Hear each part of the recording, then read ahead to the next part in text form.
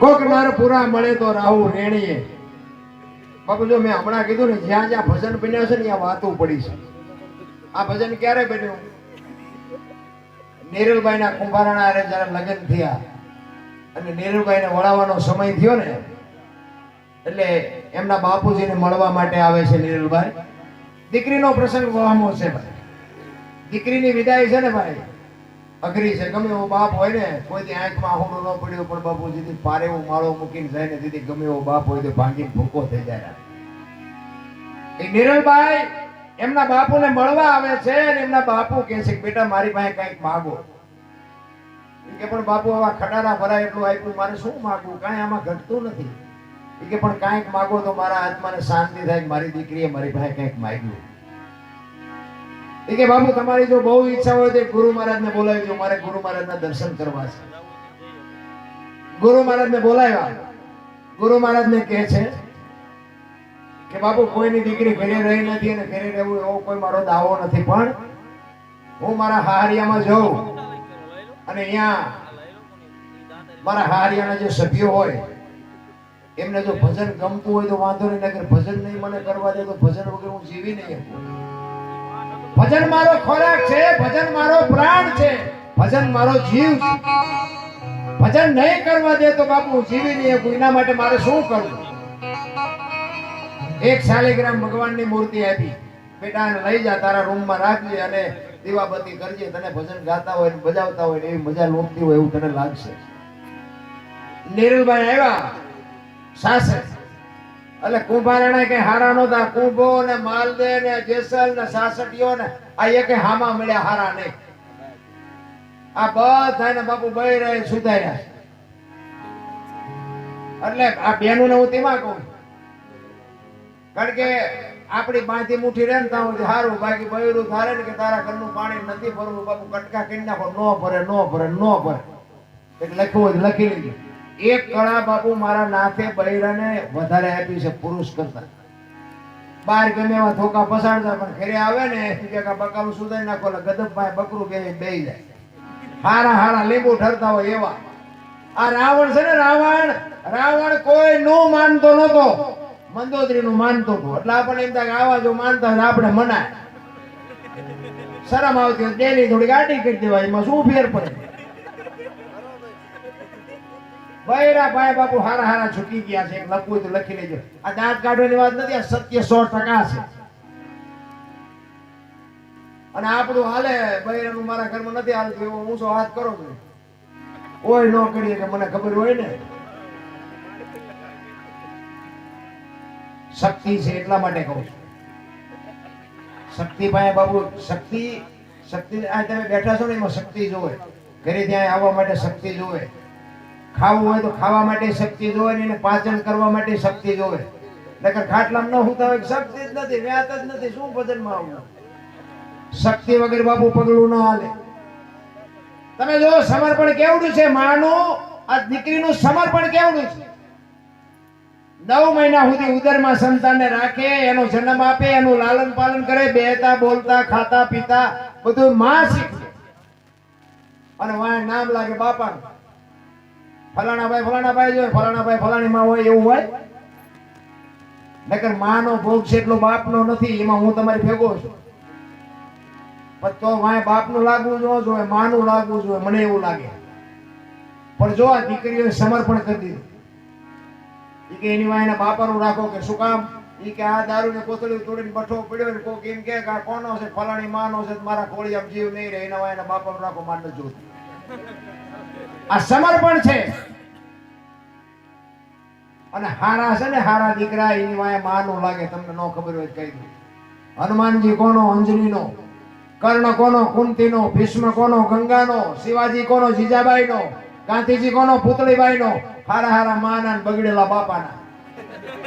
માં છે ને, તમે જો ગમે ત્યાં જાઓ, થજામ જાઓ, હરાસુર જાઓ, પાવાગઢ જાઓ, ચોટીલા જાઓ, બધે માં ઉપર બેઠી. શું કામ? મારા સંતાનની નજર રહે એટલા માટે. બાપા બધા ભોયરામાં છે, તંબકેશ્વર ને રફાળેશ્વર ને ભોયરેશ્વર ને વિયર સલમુ દાબે. માં બાપ ને તો ધરતી ને આસમાન જેટલો ફરક છે. માં છે તો માં છે, મોટે બોલો માં હાથે નાનપણ સાંભળે, ઈ મલક બધાની મજા પછી કડવી લાગે કાગડા. માં બોલો ને મોઢું પોળું થઈ જાય, અને બાપા બોલો ને મોઢું બંધ થઈ જાય. માન બાપ છે ને એ બાપુ જુદી બાબત છે. માનું પદ આપણા ગુરુ હોય ને, ગુરુ આપણે કહીએ સતગુરુ. સતગુરુ એટલે 7મા ગુરુ થયા. એટલે 100 ગુરુ થયા. 1 2 3 4 5 6 પછી 7 આવે ને, તો આગળ 100 ગુરુ તો હોય છે ને. પહેલો જ ગુરુ માં છે. લખવું તો લખી લેજો, મારા જેવું તમને કોઈ સંતની નહીં બોલે. પહેલો જ ગુરુ માં, બીજો ગુરુ બાપ, પછી જન્મ થાય ગળુતી પાય ની ત્રીજો ગુરુ, અક્ષર જ્ઞાન શીખવે ચોથો ગુરુ, ધંધો શીખવે 5મો ગુરુ, કંઠી બાંધીને કાન ફૂકે 6ઠો ગુરુ, અને ગોપીચંદ ને ભરતરી જેવા બાપુ દુનિયામાં જેને ઉજળા કરી દે 84 લાખના ચકડામાંથી બહાર કાઢીને ફેંકી દે ને, ઈ સતગુરુ, ઈ 7મો ગુરુ છે. અમારા ગુરુ શું હમ ખાવા બાંધે કંઠ્યું? ગુરુને પરસેવો ન વાળી દે કે બાપુ અમે તન મન ધન તમને હોય પૂછે, જો ચેક ન પગાડો તો તમારી બેની અધોગતિ થાય. અત્યારે જે હાલી તુલ્યું બધું કે મારે આટલા ચેલા છે, મારે આટલા ચેલા, મરી જશો મરી. ચેલાને કઈ જોતું નથી, ગુરુને કઈ દેવું નથી કે આવશે 50 રૂપિયા મૂકીને તો જવાનો છે, રૂપિયા ની બાપુ ભૂખ ઉગડી. એવું નકરું નથી રામ.